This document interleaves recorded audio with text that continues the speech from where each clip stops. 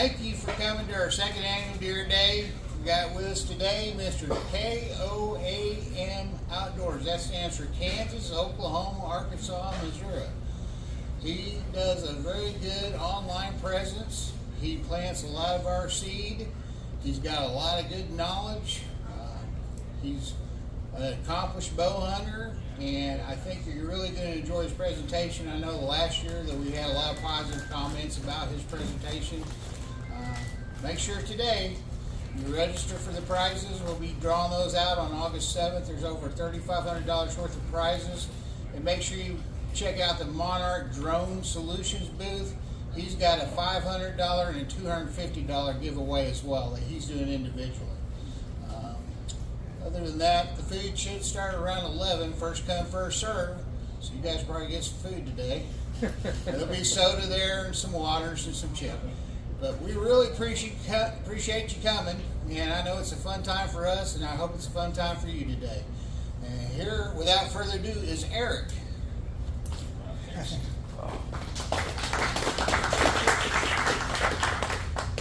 All right, good morning. Can you guys hear me in the back?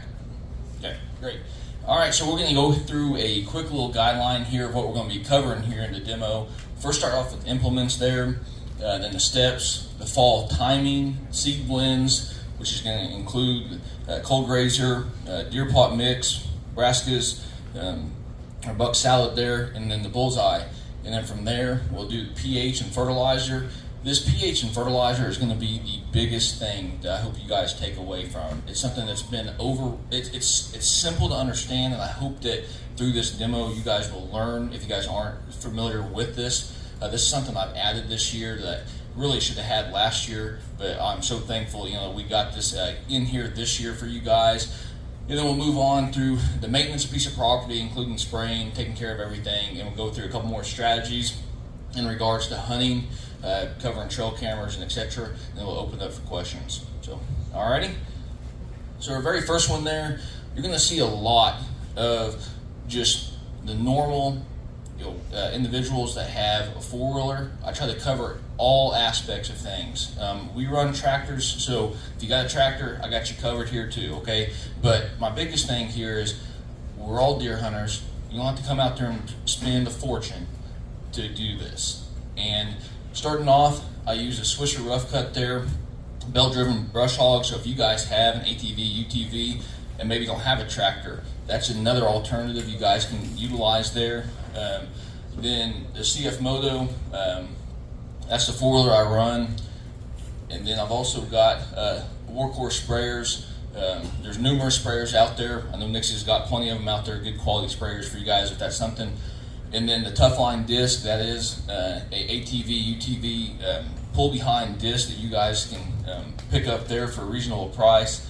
And then Swisher spreaders, and another product that I use a lot. This Swisher spreader I use a lot on cold grazer rye when I'm really trying to layer food plots and really kind of, and when I say layer, is like I'm going to put my first one on in September, then I move forward in October, do another one, and then potentially even do a third one in November, and that way that layering is coming through there with that fresh cold grazer rye for those deer, and that's a great strategy to move forward with on several situations there we'll get into. But the other one is these Earthway spreaders. These are by far the best hand spreaders I have ever used. I've used a lot of them, and a lot of them they'll be okay for a couple months or a couple seasons, and then they'll crap out on you. These things are phenomenal spreaders there.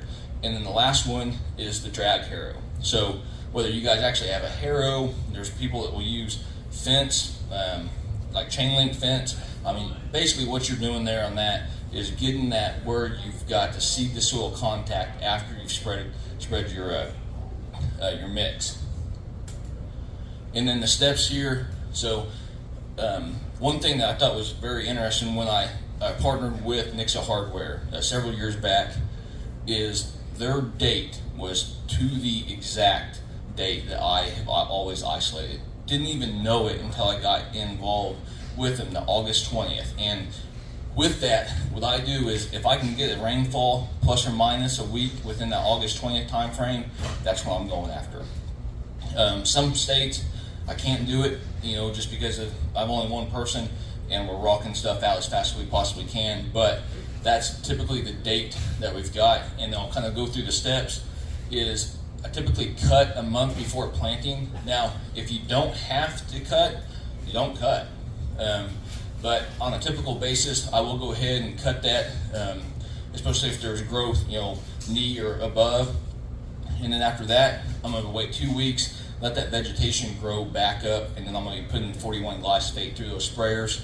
And during the middle of the day, you definitely want it sunny, hot for those next couple of days to make sure that it really hits that vegetation hard.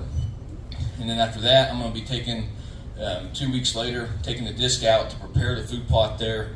And something that I see a lot of hunters do is they're setting that disc all the way down to the ground and just tearing that ground up.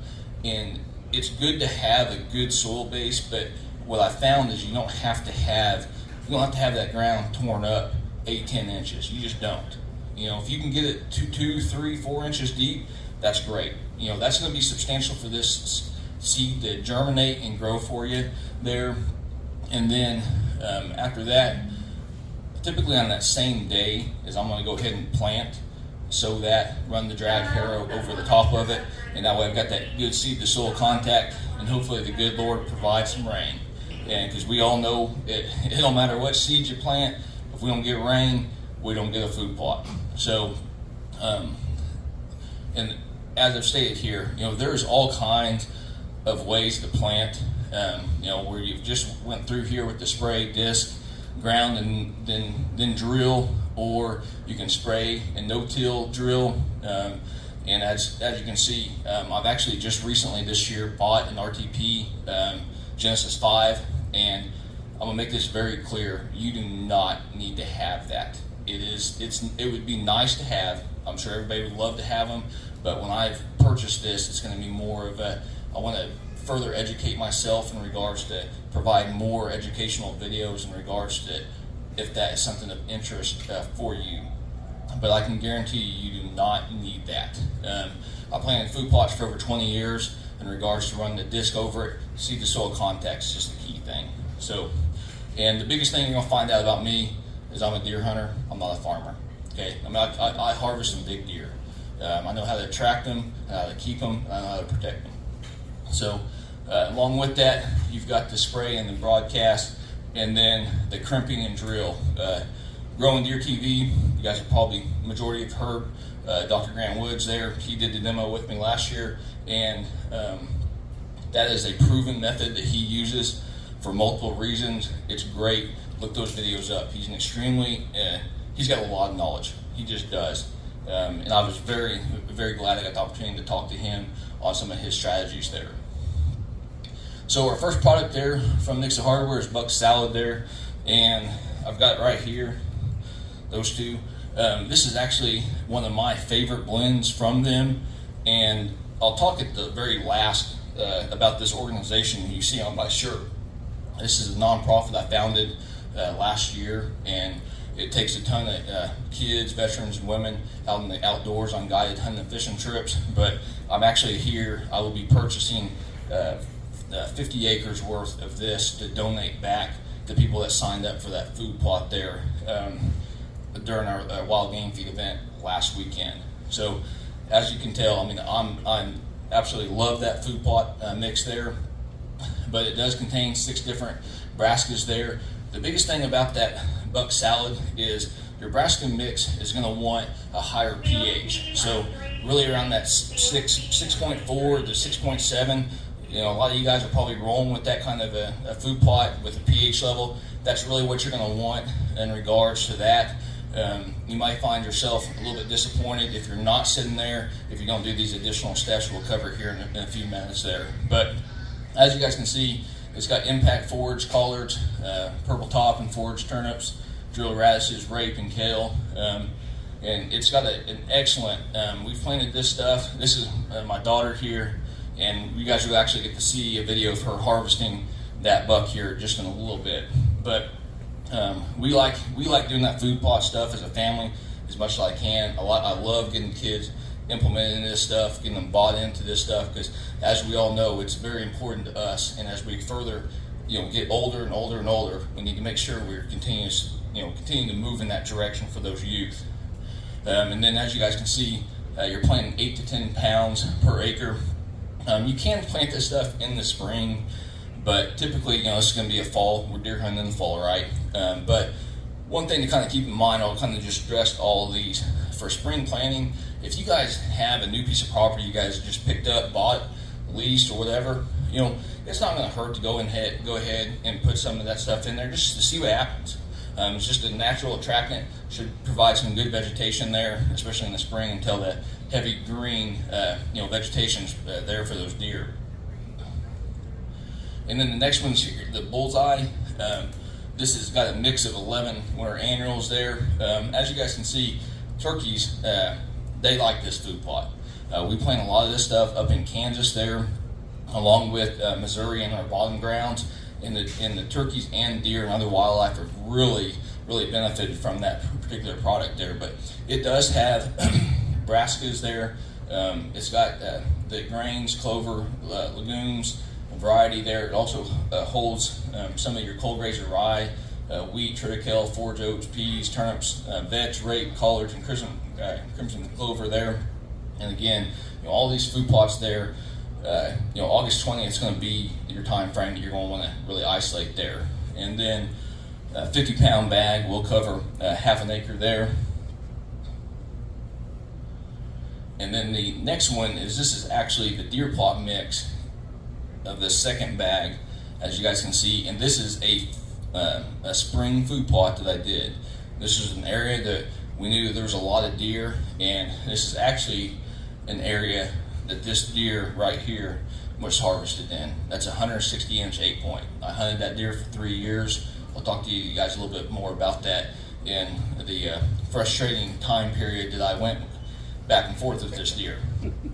But that deer plot mix, this is a custom mix developed by Nixa Hardware there. I got the turnips, alfalfa, clover, peas, chicory, crimson clover, rye, rape, radishes, and oats there, and again, half acre in the same time frame there. And as you guys can see, for a spring food plot there, there's a lot of vegetation, heavy timber there for the bedding. Those deer just transition in there, feed that out there early mornings into the evening times, and it's a great product there. And then the cold grazer rye here. That's going to be the first one there. They actually developed that for cattle, but what they found out is those deer like that stuff too. And this particular cold grazer rye, I've benefited from it a lot for several reasons. So the first year where my daughter is she harvested that. We actually have a quarry that is extremely rocky, and it is really difficult to come in there and dish that stuff up. It's impossible. I'm just not going to tear my stuff up with that kind of that soil, because it's just almost straight rock in there in a lot of places. So that's some of the reason why I bought that RTP drill. Spent a lot of money to plant one food plot, specifically, but it is a food plot that has benefited us in regards to harvest for quite some time. But in the past, what I've done is I've just layered that cold grazer rye. I'd come in there with a sprayer, kill off all that vegetation. Then I'd come in there, cut it down if I wanted to, depending on what the height is there, and then I'll just layer it. So that's when I'm going to come in there in August, September, October, and just layering it. And I've got a lush green food plot for those deer. There's been times where I've got 20, 30 deer in a 2-acre food plot sitting there. So it is proven. That's one strategy. The other strategy is, if you guys find yourself in a situation, if you guys have planted food plots for, I'm going to say 5 years, you found yourself in a situation where you guys have planted the thing, you've done absolutely everything right, but it comes to a time frame when everything's either burnt up, when you can get any rain, the deer have overgrazed it down, right? At that point in time, that's when I'm coming to get this cold grazer rye, and I'm doing the same concept. So when you plant in August, let's say for some reason that year, you have actually got a failed food plot, is what I'll call it. Nothing against the seed, but the good Lord just did not provide the rain and the sun. It just didn't happen for us, right? That's when I'm coming back in and layering that food plot up with that cold grazer rye. Let's see that. yeah, 1695 I think is what that's going right now, and that is a good alternative if you do find yourself in that tough situation. But this is actually, with that redneck line, this is one that actually had, I believe, deer plot mix in that year, and there was some of the rye that was coming up, but what ended up happening is I actually had a deer in the harvesting that was 172 inches. I ended up harvesting there that fall, but I have video of him in there along with the numerous other deer coming through there and just annihilating that food plot, and we just didn't get the rain to push that stuff up. I mean, it didn't matter how much fertilizer I could put on there, we just did not get the rain, and it ate my lunch. But what ended up happening was that cold grazer rye, I went back through there, planted it in there, and during that transition time period, he ended up moving. He stayed away from that food plot there for a little bit, but I ended up harvesting that deer because a doe came in that cold grazer food plot. So it just goes to show you, if you have a failed food plot, do not give up on it. Come get you that cold grazer rye, and you guys are going to be rock solid. All right, so here's the first video. So this is my oldest daughter. She was 7 years old, and I believe this deer was probably, he's either 3.5, 4.5 years old. All right, so he could have got bigger. All right, but again, I'm a deer hunter. I'm extremely proud of letting those youth. I do not want to come at this and say you can only kill 150-inch deer or above. That's not where we're at least for my family. So with that, I've got this, and there's a lot longer video if you guys get the opportunity to watch it. I get extremely emotional because I am very proud of that kiddo. But we'll go through this video real quick and let you guys take a look at it. How much does this deer dress out to? That deer was heavy. I'm guessing that deer was 215 is what I'm going to guess. He could have very well been 4.5 years old. He was a new deer that popped up. I went back and forth. I had several tack cams running cellular wise. I knew we could come in there and harvest that deer, and I just had to play the wind. I needed an east wind to come through there, and we got it. We jumped in that hay bale blind from redneck, and the rest is history. So you'll get to see the size of the deer here. So.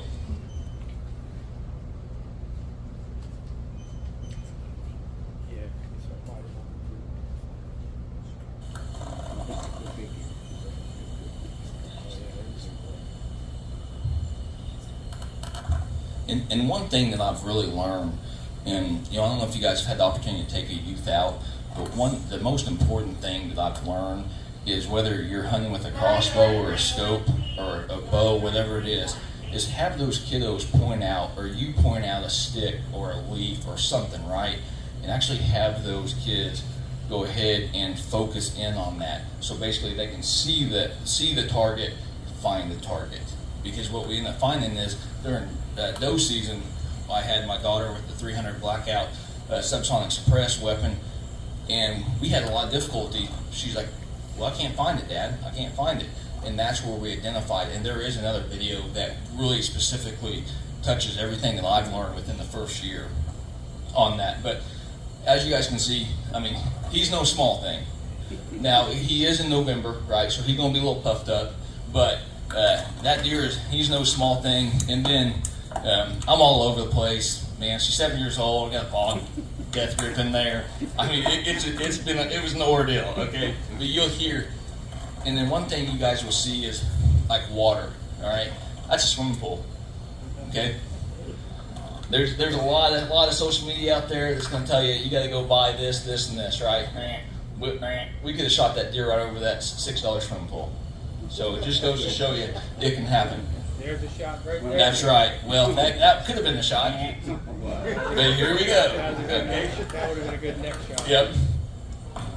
So here I am trying to get everything lined up, right? 7 years old. I'm honestly lucky to get the footage I did. You know.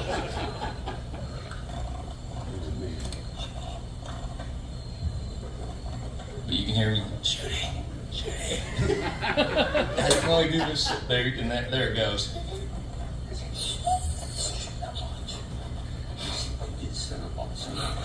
I'm so excited for you.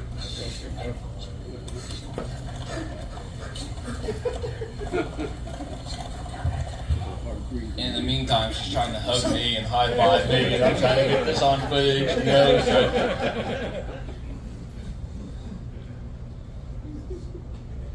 But anyway, you can see how good of a shot she made there. Yeah, right behind the shoulder blade. I mean, at 7 years old, we practiced and practiced and practiced. But you know, the crazy thing is her name's Avery, and she was scared of the noise of the crossbow, which led into the whole purchase of the subsonic suppressed ammo 300. Okay, so with that, hopefully you guys enjoyed that video there.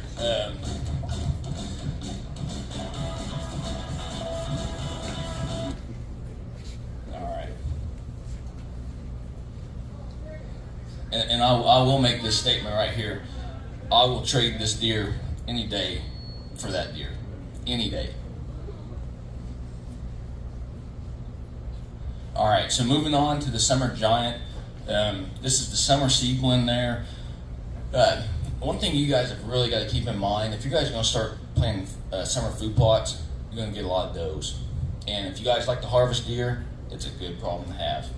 I donate a lot of meat through the DMAP program, through the state of Missouri there, in regards to foster families and stuff.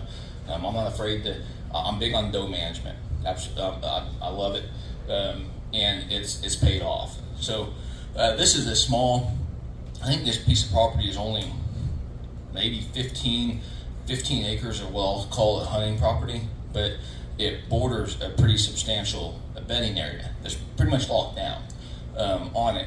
And I've put it on here, and as you guys can see, I mean, you guys can see the sorghum coming up through here. It does have cowpeas, soybeans, buckwheat, sunflowers, millet, collards, okra there that they added there this year. And it does provide a lot of beneficial protein for those antler growth, and just really just healthy nutrition for your entire deer herd. And then it does have, you got to make sure you plant this basically after May 15th. There's only been 1 year since I've been in the state of Missouri living, and that was when we had snow. I believe it was like May 30th.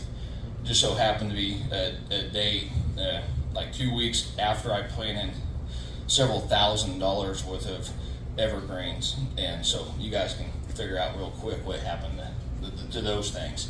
But after that, that's the only year that I've ever ran into that kind of a situation, and it's been a great food plot. And I've actually got one in Kansas this year that I'm actually going to hunt over it come September.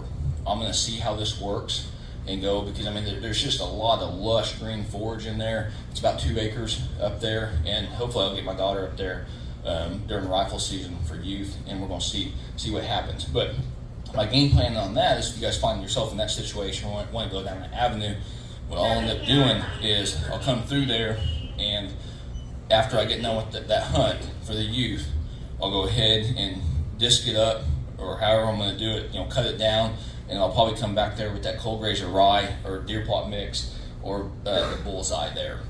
And that will probably be around that October time frame is when I'll initially get it there. So, one thing, if you guys are going to be bow hunting over this, it's so important to get that, up to that August 20th. Get it in there early. If you guys want to bow hunt over it, then get it in there a little bit earlier. I planted this stuff from September to August 15th to September, and all the way into some of the October for a couple of these blends, and you're going to get a good quality food plot. All right, so this is the steps. So if we don't do this right here, a lot of this stuff's not going to matter.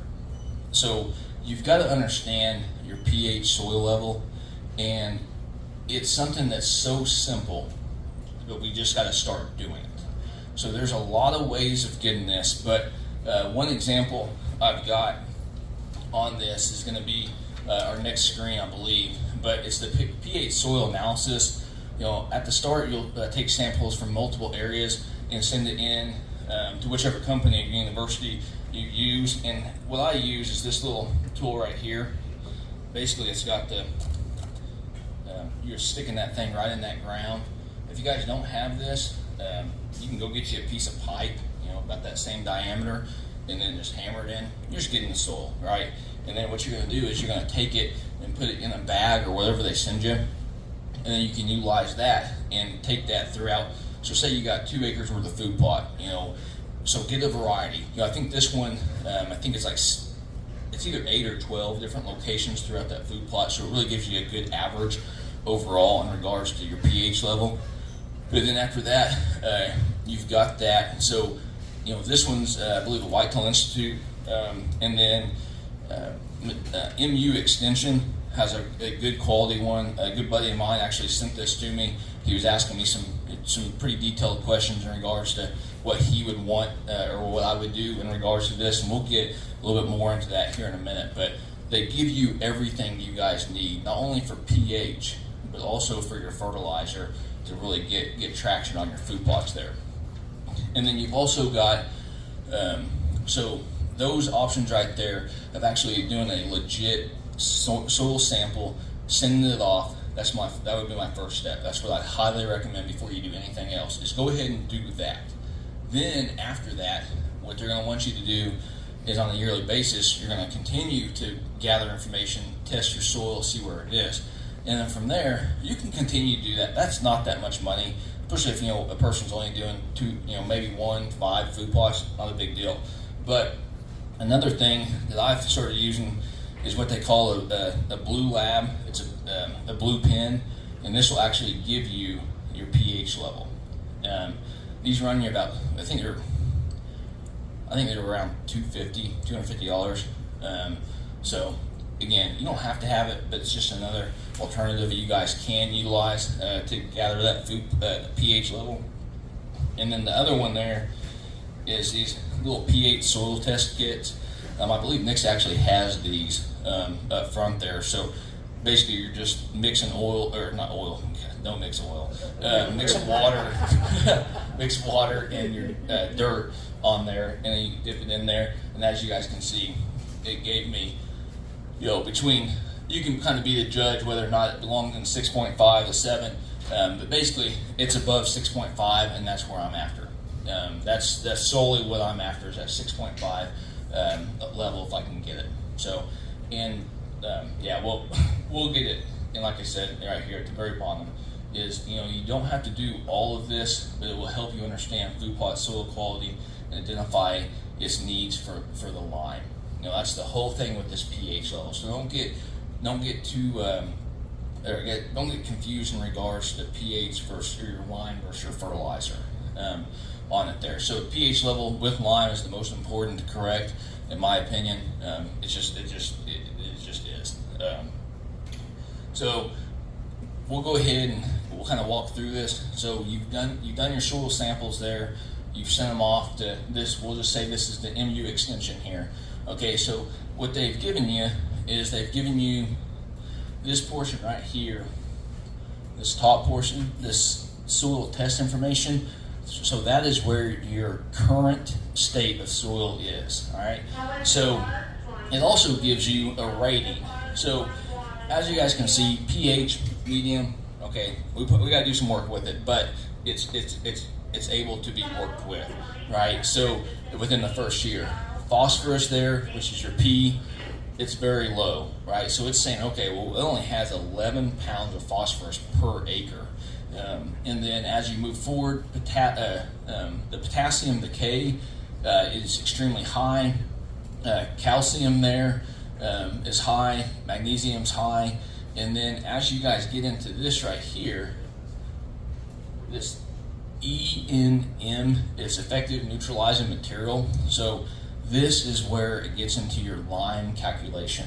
All right, so your very first step on that is you've got this number. What do you do with it? All right, so what you need to do is you need to call your local ag store or whoever can provide that lime to you. If you got a rock quarry, that'd be a good call to make if they have that lime. Then from there, typically your lime guaranteed. Ask them what their guaranteed lime at EHM is going to be, and typically it's between 400 and 700 pounds. So I've walked through a couple different examples here. So if the E&M is 400, well, we're taking that 1320 divided by 400, and that's going to yield 3.3, and that's going to give you your tons per acre that you're going to need of lime there. Now, one thing to keep in mind, if you talk to MU specifically, they are going to tell you that you do not want to put any more than 3 acres of lime per year. 3 tons or 3 acres? Sorry, 3 tons per acre per year on that. So, yeah, so that's just something to really keep in mind in regards to that, because if you got 2 acres, well, you're going to want to put the 6.6 on there. So just kind of keep that in mind if it's even a higher number. And then if you've got a 700, well, now you're only looking at 1.88 tons per acre. So there's different variations, but that isn't a very important phone call that will really benefit you guys in the long run. And then I just put a quick reminder there. Just remember what you do this year will determine the success of your food plot, your future of your food plots there.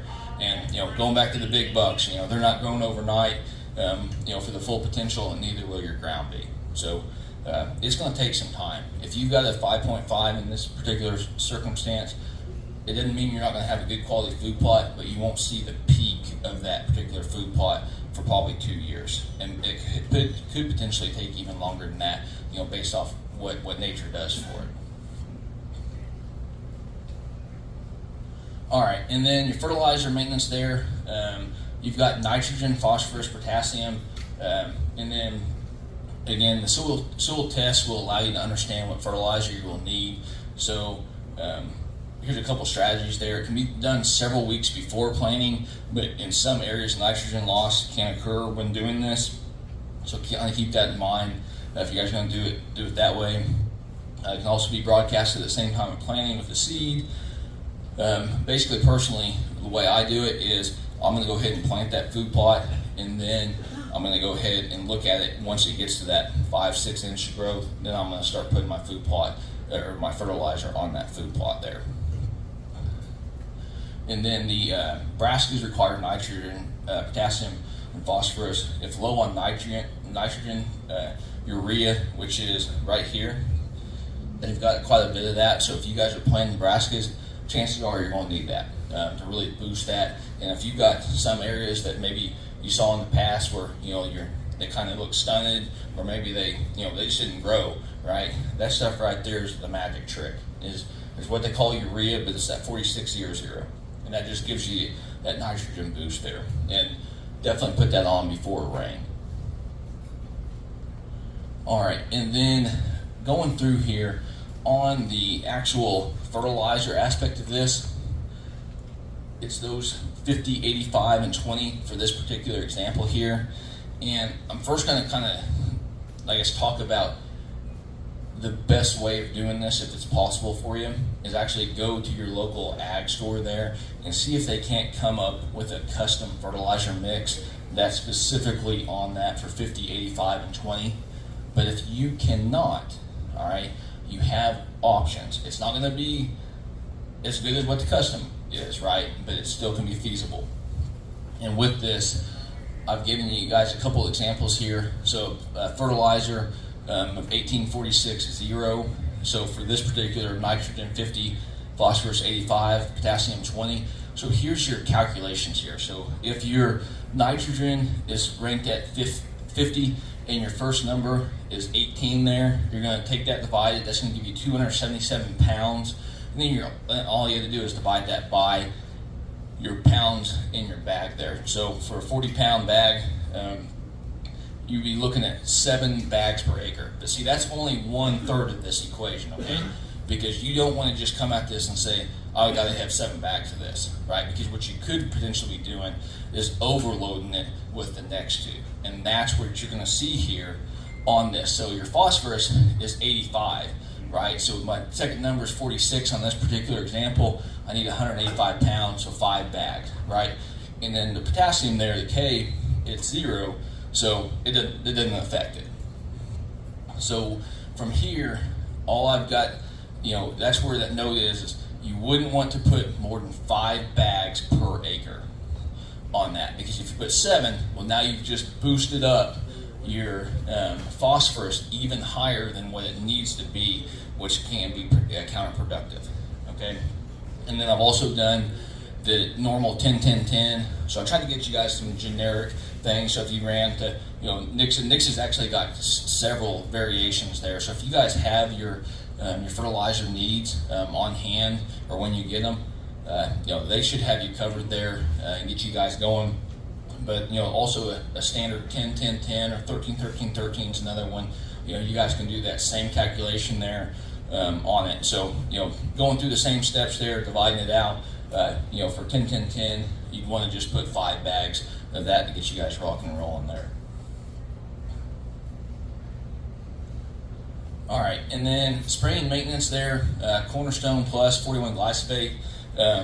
Right there's the bottle there. That stuff really does well. I typically can make, I believe it's up to 100 gallons on that. I run with the 30 gallon tank on the UTV, and I think my other one's a 20 on the ATV. But that really works out good. And then if you guys have got your broadleaf brassicas, alfalfa, beans, peas, and clover food plots to kill like the upcoming grass and the weeds and stuff, that clethodim is a good one there to go ahead and get you guys get that food plot cleaned up for you. And then talking about the deer hunting strategies there, entry exit, use of plot screens, creeks, ditches. I'll talk to you guys a little bit about this deer right here. So I hunted that deer, I believe he was 6.5 years old, and I started hunting when he was 4.5, and I never once saw that deer on stand until the day I harvested. And what I ended up doing is I had all these cellular trail cameras running, and black flash, I stayed out of there. I did everything right as far as I could tell.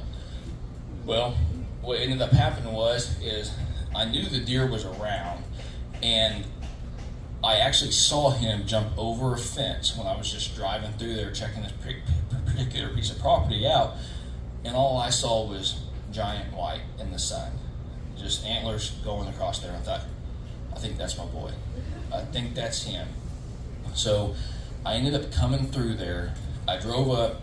I went about 300 yards north of me, 400 yards east, and another 120 south around the field on my e-bike. Then I snuck over that fence on there, and this is our ground. So when I say snuck over our fence, it's all ours, okay? But it's just one of those, we got cattle on the other side. So I'll make sure this is very clear. Do not be trespassing. Okay, so I knew where that deer had transitioned out. I used my Onyx. I had it targeted right there. I actually took a picture, and that's another really good strategy there. Is if you see those deer moving in and out, it's so easy. And I find myself doing this several times, throughout my hunting career, is just saying, hey, that's where that deer went. But come to find out, it was actually the trail over. So utilizing those pictures in the Onyx and all that stuff can really utilize and help you guys on there. So I ended up climbing up there, never been back here, but I knew where that trail system was. So I wanted to be about 20 yards off of it, but I knew there was potential that there could be some deer coming to the north of me, because I opened it up. I had about 30 yards to the north of me that could potentially have deer coming up. And whether you guys are a believer in this stuff or not, I do run ozonics, and it's an expensive product, but I love it. I absolutely love that thing. I'm not a person that comes through there and just says, I'm gonna hunt this tree stand with the wrong wind because ozonics is gonna help me. That's not who I am.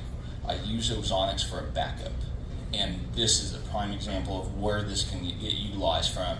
Is there was several deer, younger deer, that worked up on the north side, and they stopped, looked, but they couldn't see me, and they just worked out into the field and fed. And then there were several does that come through there, acorn flat, and then that's the other thing is you can plant all the food plots in the world, but sometimes when that acorn, if it's a good crop, those deer are gonna bail out on you, and it's just nature of the beast. And I've dealt with this, but you adjust, you adapt. But the good thing is as soon as those acorns are ate up, those deer are right back on that food plot. So I try to provide so much for those deer. And then as I climbed up in that saddle, it wasn't, I think probably a minute and a half after I got my camera arm and everything going, that there was actually deer that were moving through. So talk about timing. I think it was pretty luck, a lot of it. But anyway, that deer, he actually came through with several other younger bucks, and then he was the last one. And I drew back, and I said, stop him, stop him, stop him. I didn't stop him. I shot him, and I ended up shooting him behind. But luckily, that Swacker broadhead penetrated, and it hit enough that I actually watched him out there in the field, and for the entire night. And I kept footage of him, took pictures of it. Or last time I saw him, I tried to mark it on X. Again, it's so important. Once you harvest that deer, even with my daughter's deer, I was like, I knew she can ring him. I knew that deer was going to die, but there's things that can happen. So I kept the footage all the way through him, and that's what I would highly recommend. And as that deer progressed throughout the night, he just continued to go back and back and back. And then finally, the last spot I saw him was on a fence line. So I backed out. And I told myself I was really disappointed, but I did everything right after the shot. And I actually came back that next morning, and that deer lay dead right where I last saw him. So I think I got lucky, but I told myself if I lose this deer, after all the frustration with this guy going back and forth, I'm buying the thermal drone because I wanted to track this deer down.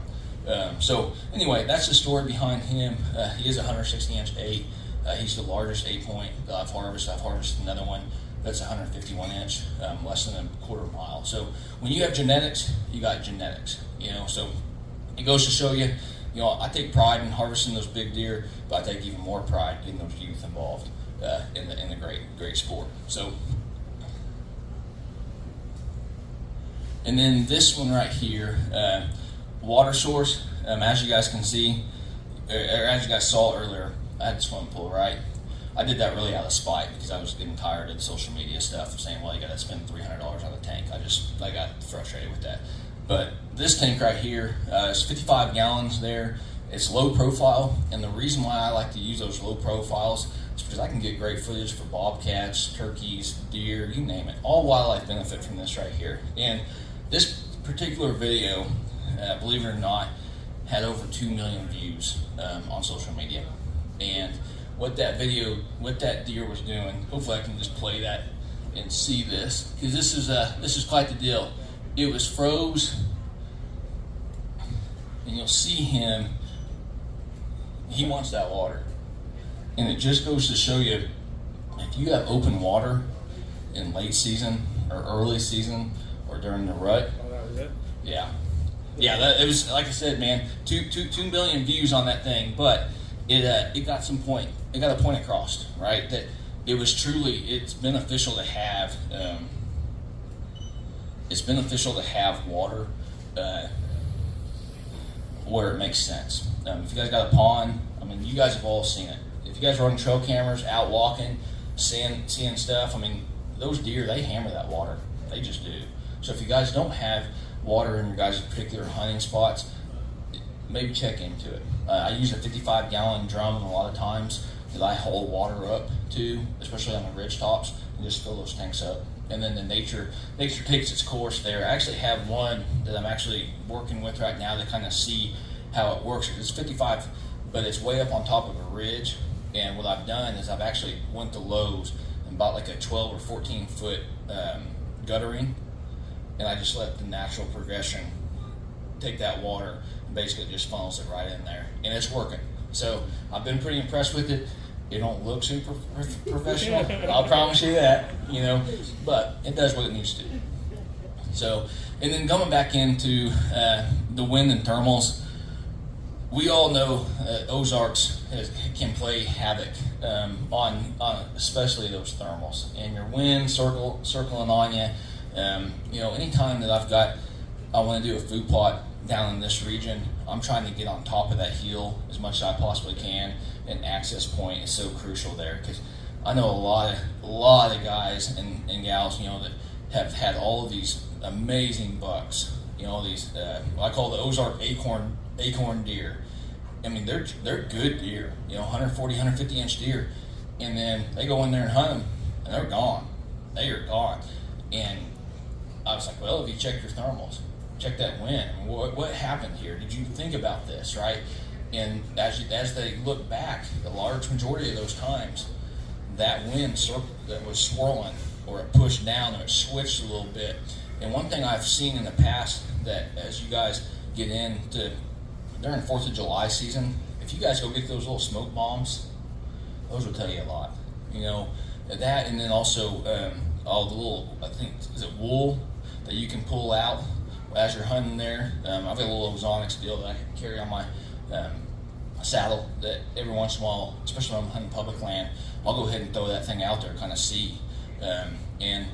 And that seems to work out pretty good, in regards to, but I guess the whole goal of this is, as you guys progress through your hunting season, think about that wind and thermals before you even access that stand. I know you get antsy, I get antsy, but there's been times where it's like, I know I can go harvest this deer. I know he's going to be in here, but I got a west wind, and I need an east wind, and I just won't go in. I just will not go hunt that deer that day. I'll wait for the right wind and strategy-wise, and hopefully it works out. All right, and then the next one there is mock scrapes. I don't know if you guys have utilized mock scrapes in the past, but there's 3 different versions that I've used in the past. One's just a natural mock scrape. Really, there's going to be, I guess, 4. So you got the mock scrape in regards to a natural one that actually a physical deer has done.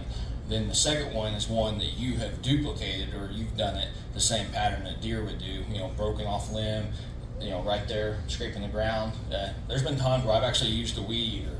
Instead of just using your boot, I'll weed eat that ground straight down into that dirt, and that works out really good.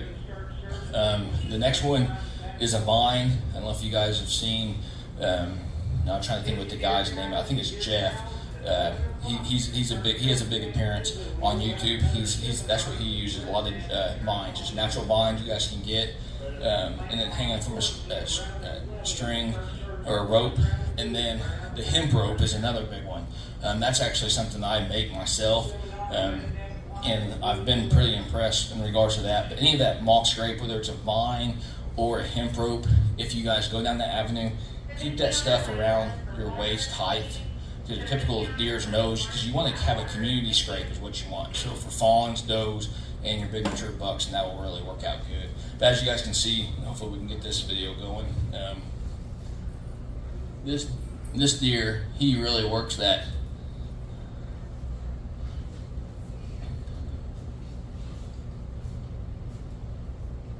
And if you guys look in the background here, that one in the back that's working the natural mock scrape, that's that deer right here.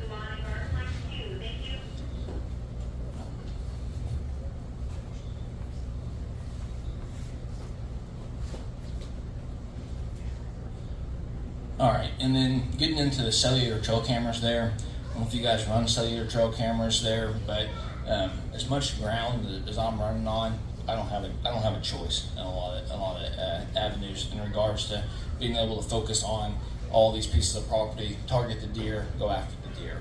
And even within that is cellular cameras, especially the black flash ones. You're about as non-intrusive as you're ever going to get. If you can roll with either a solar or 12-volt battery pack on that thing, you guys are going to be rock solid. I've got cameras in Kansas that have been running for 1.5 years now on a 12-volt battery. Not a whole lot of deer traffic, but it's typically where the right deer comes through. And then getting into the famous redneck blinds here. I hunt out of blind, saddle, tree stand, ground. I absolutely love running redneck blinds. We've got, I think, seven 7 to 6x7 platinums now on trailers. I absolutely love utilizing the versatility of those, where I can hook up on my UTV, move those things wherever I want. But the bigger thing is as a family environment, I'm able to take both my girls, which last year was 7 and 3, and then Avery, she actually started hunting with me when she was 2 out of them. So we've all been there, try to take these kids, got these high expectations, and we get humbled in a hurry. But that's another thing that I've really enjoyed utilizing that redneck blind for saddle. If you guys haven't used those things, it's something to at least look into. It's a cool strategy in regards to especially the availability of me hunting this deer right here last year. I could have went in there and hung a tree stand, but I'm gonna be intrusive, right? I came in there, snuck in there, and the cool thing about that saddle is I'm keeping that tree between me and the target. So as that deer progressed through here, and all these videos are out there on YouTube, you guys are more than welcome to check those things out. But I swung out there, drew my bow, and shot him right there. And you're sitting on the platform. It's a cool environment. It's something again to check out. But the ground strategies, actually in Oklahoma last year, I ended up using my saddle on the ground. It was a different strategy where I kind of wanted to get a little bit higher than just sitting on the ground or on my knees. So I didn't use a platform or anything, but I just put that saddle right in there, sat down on there where my knees were basically 90 degrees there, and it worked out really good in regards to getting some good quality footage there and going from there. So, all right, I think that covers everything. Any questions? Okay. What do you mean by saddle? Saddle? I think a horse saddle. Yeah, okay, so a saddle, basically what it is have you ever seen like a lineman's belt, like a guy that's going to climb like the power lines and stuff? So think of it that way, right? And then you've got your harness right here, and basically there's 2 ways. There's a lot of variations to doing this, but basically you've got a rope that's going to come around the tree or what you're climbing, and that's what's keeping you stabilized there. And you've also got a rope up above a lot of times, which is going to actually connect there, going through there. So I personally actually use both of those during my hunts. A lot of guys will actually unhook that heavier one, and I'm just not there yet. I'm 260 pounds, and 260 pounds gonna hurt if it's falling 18, 20 foot from a tree. So, but yeah, does that make a cover? Okay. Yeah, next year I'll actually put a picture of that. 'Cause that's a good point. So do you use the spikes to climb with? Then? No, I'm not a big spike guy personally. I just use climbing sticks. Yeah, I use Hawk climbing sticks, and at the top of it, Hawk actually makes a platform that you can put on your top stick, and that way it's just a one-stop shop for me. So, anybody else got anything? All right. So you're using Roundup to kill the field before you put that stuff out? Correct. Yep. That's one strategy. Now, if you have a Roundup ready crop, then you can definitely do it. I'm more of a naturalist, and I don't really want to eat a deer that's been eating Roundup. Sure. Well, and that's where it kind of came into that when I was talking about like the crimping, and then going ahead and drilling it there. So yeah, I mean, if you're not going to go down that avenue, I'm not sure what you've done in the past, whether it's crimping. You use a crimper, is that what I haven't used anything, to be honest with you. I've just hunted on a problem. Yeah. So if you don't want to do the actual 41 glyphosate, which I understand, right? And you got to be able to kill that vegetation somehow, right? So if you're not going to spray, I'd highly recommend probably doing the crimper. There's several different brands of crimpers you can get that will basically just anything that's high, right? You can come in there and just crimp that ground right down.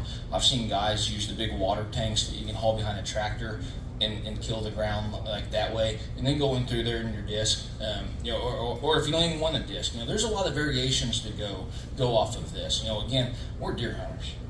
Now the farming aspect of it can get a little bit difficult or a little different there, but that would probably be what I would recommend is to get you a crimper, do it like you said the all natural way, and then if you got a drill to follow it up with. So, anybody else? All right.